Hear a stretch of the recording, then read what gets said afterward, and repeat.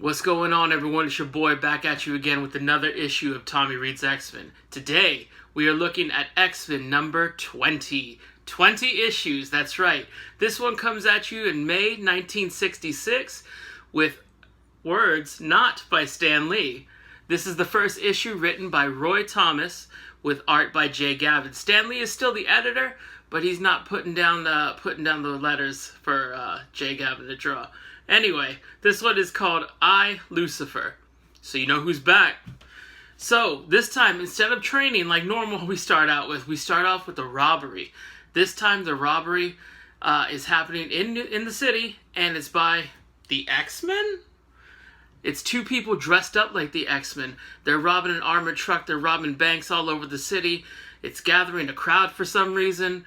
And people are afraid. They're like, oh my gosh. And for some reason, they believe it's the X-Men. Like, these two new X-Men are robbing banks.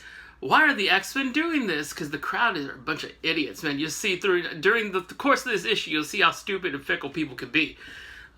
So the security guards and the cops show up. And they start right away beating down the two suspects and shooting first and asking questions later. Anyway. Good thing those days are over. And so, yeah, but we find out quickly because the bullets and the punches and stuff, they're not having any effect. They're literally bouncing off them because it's the Blob and Eunice the Untouchable. They've actually teamed up and now they're robbing banks and stuff dressed as the X-Men. Now, they could have got away with this, but for some reason when he throws all the cops off of him, he's like, no one can stop the Blob! And why would you give yourself away like that? Like, why would you say your name? That's like, I don't know, Crook 101. I would assume that you don't say your name or even your code name or whatever. It's not like the X-Men are running around giving away their identities, even though they got found out last issue. But whatever. So at the X Mansion, we find Scott, and he's packing up his stuff. For some reason, he decides, you know what, I'm done being an X-Men. I want to find a cure for my eyes and stuff like that, and then maybe I can ask Jean out for a Sunday. Or that's like his rationale. Like, Jean's a mutant too, dude. What, just wear your glasses. Just wear your glasses, bro. And it's totally out of character for him to do this. Like, he was happy last issue being the leader of the X-Men, or co-leader under Charles, or whatever, field leader, whatever you want to call him. Number 2 and number 1 in the streets. Anyway, he wanted to, he loved being an X-Men, and all of a sudden he wants to opt out of it. Just very out of character, which is one of a number of problems I found in this issue. But let's go on a little bit. So the X-Men are just chilling in the mansion, and they see on TV that they're actually being blamed for these robberies.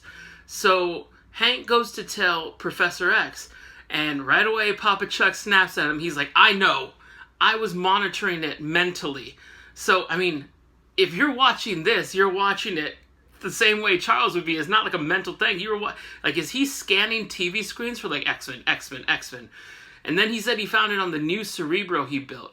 Now, if you remember from an issue or two ago, Magneto trashed the mansion, and Cerebro was one of the casualties of that. So he got a new Cerebro, and this is like that classic Cerebro where he puts it over his head, you know what I'm saying? And it's like a helmet. They use it in the X-Men movies if you're not familiar with the comics, but you get it. It's like the Cerebro that we all know and love. And he said, so he was mentally scanning channels. Like, he couldn't use the remote, and he found it, so he already knew, so he snaps at Hank.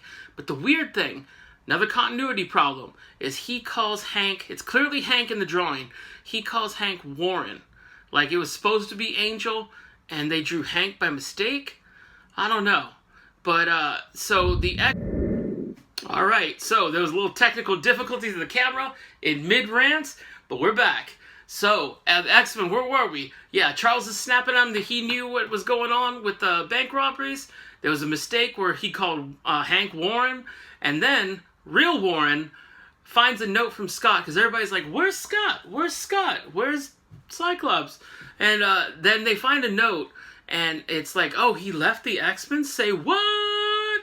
Now, if he wasn't so busy scanning channels, not using the remote, like, okay, you remember in X2 where the kid who looked like Harry Potter was like, and and he was he was changing the channel like that. That's what I imagine Charles was doing. He was so preoccupied to find Love Boat that night that he did not notice or mentally pick up that one of his X-Men was piecing out of the team and he was leaving for reasons he doesn't understand or whatever. So, another thing, when Warren gives him the note, now normally he's a blonde, and for some reason this issue he was drawn as having brown hair. Now maybe that was the mix-up with Hank and Warren in that panel, but again, another continuity problem. We didn't have that under Stan Lee's watch. What's up, Roy Thomas, Jay Gavin? What y'all trying to do? So we flash back to how Eunice and Blob even hooked up. Anyway, we flash back to how Eunice and Blob got together.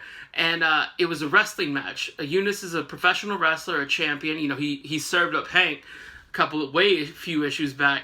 And now he's wrestling Blob. And they quickly realize they're mutants. And they decide to team up together. And they start to talk. And they're like, you hate the X-Men? God, I hate the X-Men too. We should team up and frame the X-Men and make a little show on the side, you know what I'm saying? And that's what they do. Then for some reason, we cut to Lucifer. Now, Lucifer is taking credit for Blob and Eunice teaming up. Like, he's pulling the puppet strings behind the scenes, even though before that, we haven't seen him in this issue. Now, they're robbing the bank. You know what? Let's take another look at this. A better explanation. I'm working on it. Alright, so you have Scott here, who just happens to be walking by and sees the fake X-Men, Blob and Eunice, robbing a bank. Now, even though he decided to leave the X-Men, he doesn't want them to get that bad rep, so he just happens to have packed his uniform. Now, if he was leaving the team, why would he keep his uniform on him? But, you know, Blob and Eunice are smart and they're acting like he's in on it because the crowd wants to turn on him.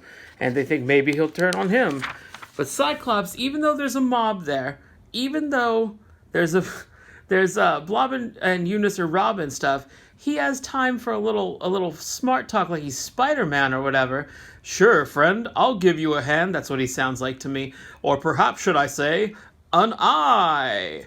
Like, he has time to be punny. Like, he's not a funny person, ever, so far. We've seen these 20 issues. And here they are, you know, oh, God, our money's here. And it's, like, flying all around like it's a Diddy video or whatever. Then he starts razzing them. And the crowd starts turning on him, fickle as they are. So he starts running. And another problem going on here. Lucifer here is rocking Magneto colors. Did they want Magneto and decide, well, we just used him, so let's use somebody else? I don't know, man. This issue's got issues. You know what I'm saying? Anyway, back to the review. So what's up with that? What's up with Lucifer wearing Magneto's color scheme? I mean, did they want Magneto? Did they say, hey, no, we just use Magneto. No, let's use, let's draw a name that I had. Lucifer? Yeah, let's go with that. I don't remember him having Magneto's color scheme before, but suddenly he's got it. Anyway, and mind you, he's watching this all. He's watching the X-Men show up, and they start battling the Blob and Eunice. And it's going about as well as they usually do when they fight these two. And Lucifer is watching all this from some weird-ass crystal ball from an unknown location. Like, he's got, like, a drone camera on him, and he's watching this all like a TV show. So, Lucifer and Papa Chuck end up finding each other mentally. You know, they're like, there he is.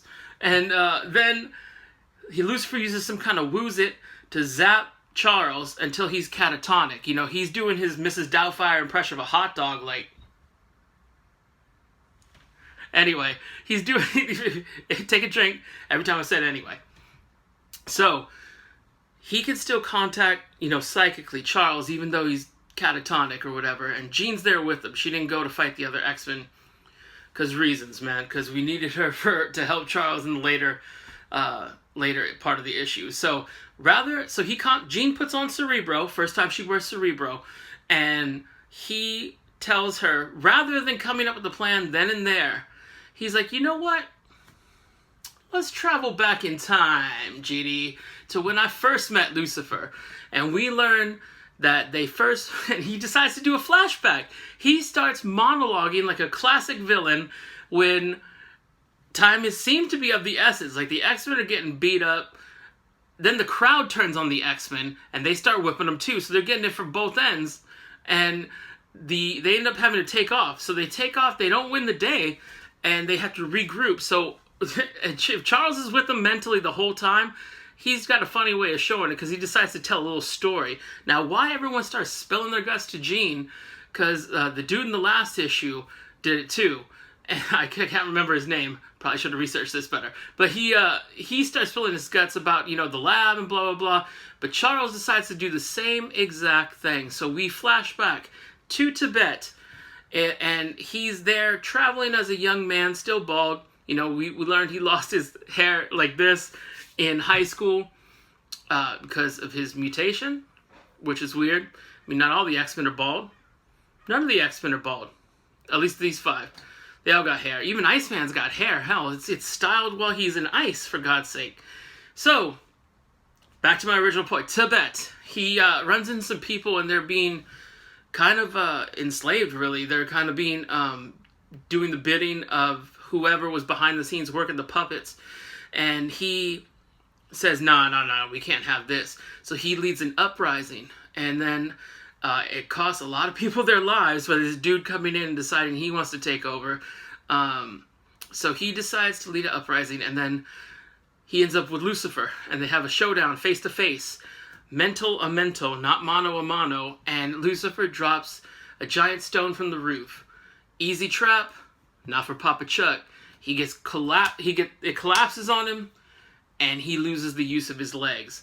Then Lucifer disappears into thin air. And he's like, that's weird. We don't learn how he got out of there because he was crippled. We don't learn, he said, that's when I decided to form the X-Men. But that seemed like it was like 20, 30 years ago. So was he just planning, or like what? Like buying uniforms, designing them, turning his house into a school? What was he doing during all this time? But Charles finishes his story. Then we cut to Lucifer, who all of a sudden, even though this is the second time we've seen him, and this is the third time he's been mentioned, is now an alien? He's an alien now. And he contacts someone for the coming of Dominus. Now, they don't mention who Dominus is, what Dominus is. Kind of sounds like Galactus. I don't know who Dominus is. Take a half a shot when I say Dominus. Dominus. So all of a sudden he's an alien. Okay, let's go with that. He's not the devil, which I remember when Charles was from several issues back, all the way back to like maybe even before X-Men 10, when Charles was in the mech suit burrowing what I thought was to hell to fight the devil. That's the story I want to see, but I think the story we're getting some alien razzing Papa Chuck. So X-Men show up. They're like, wait, what happened? What'd you do to Charles, Jean? She's like, I didn't do nothing. What are you blaming me for? And then he mentally gives Jean instructions to have Hank build a machine that'll bring him back to, uncatatonicness. Bring him back to reality. And he's like, zzz, they zap him. He's like, oh, all right, well, I'm back. What was the point of him even being catatonic? Like, he could have just mentally he could have verbally been like, we need to understand our enemy beforehand, so listen to this. I don't know, it just seemed like unnecessarily to zap him or whatever. So the X-Men go to confront Lucifer. They're going to like the desert or something like that where his base is, because Charles picked it up while they're mentally doing whatever. And he gets into what they describe as a sleek new jet that Professor X just bought on a whim a few weeks ago. Now this is, for X fans, this is like the 1.0 version of the Blackbird. The famous jet. This is the jet they use in X-Men the movie, if you haven't read the comics too much. And it's a sweet looking jet. They don't call it the Blackbird yet. Maybe it has a different name or whatever, but so far that's what I'm going to go with, Blackbird 1.0. The X-Men take off in it. And that is the end of issue. Bruh. Final thoughts on this. This was a 3 out of 10. I did not like this issue. Like, number one, it's not a good start for Roy Thomas as a writer. It seemed like a lot of story was forced in to to the issue that we got. Like, you know, it seemed like the issue could kind of be split by actually where I did the closer inspection. Trademark. I don't know if that's going to be a thing. Let me know in the comments if inspection is working for y'all. Anyway, there was a lot of continuity mishaps. Like, all of a sudden, Angel's not a blonde. You know, he mixes up Warren and Hank. You know, Cyclops uncharacteristically leaves the team, and then all of a sudden he's just like, oh, well, I guess I'm back. And they never questioned him yet. I don't know. Like, it just seemed like the split was, the first part is a bank robbing story that the X-Men stopped, and the second part is Papa Chuck in Tibet starting an uprising. And they smashed it into one, and it was just not a tasty cake, man. This is a 3 out of 10. Not a great start for Mr. Thomas. Jay Gavin's art is okay, but they stand the man. They ain't Jack the King. You know, this was probably the worst issue I've read of X-Men thus far. So it can only go up from here, I hope. Anyway, this has been another Tommy Reads X-Men, the 20th one. And come back with us next week. If you like what you're seeing, if you mildly like what you're seeing, like and subscribe down here. Hit that notification button that's somewhere in the corners. And yeah, check us out for next week. We've got some other reviews coming up on the channel that you like, hopefully. And yeah, hope to see you again next week. Later.